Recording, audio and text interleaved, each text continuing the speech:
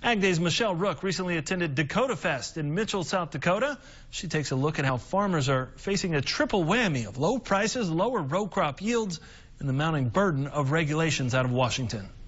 Farmers attending Dakotafest are facing another year of depressed commodity prices, and this season they won't have a bumper crop to make up the difference.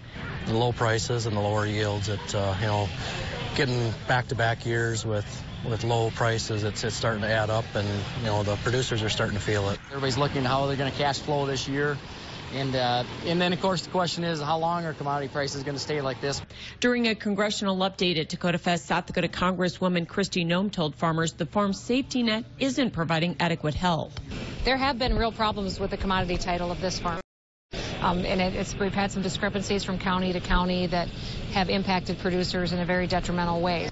And unfortunately, the state's livestock producers are also feeling the squeeze. A lot of red ink in the feedlot sector in the last year. Big concern there, a loss of equity. We know that we're already trending lower as far as markets earlier than what we thought, and we know that the November, December, late fall is really going to be, we'll be at losses as far as the income coming in.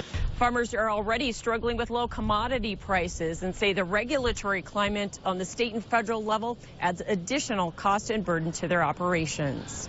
Some of these water rules, when they start trickling down to hitting 100, 200, 300 head operations, then the public is going to realize how serious this is. Zoning things and the regulations and the steps you have to go through, and whether it's environmental, all those things add more of a burden and more of a cost. Representative Noem says during the recess, regulations are the top concern she's heard among the farm community.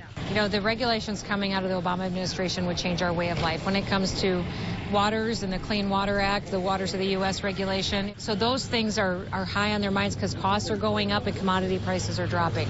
So she says curbing those regulations will be high on their agenda when they return to Washington, even during a lame duck. In Mitchell, South Dakota, I'm Michelle Rook reporting for Ag Day.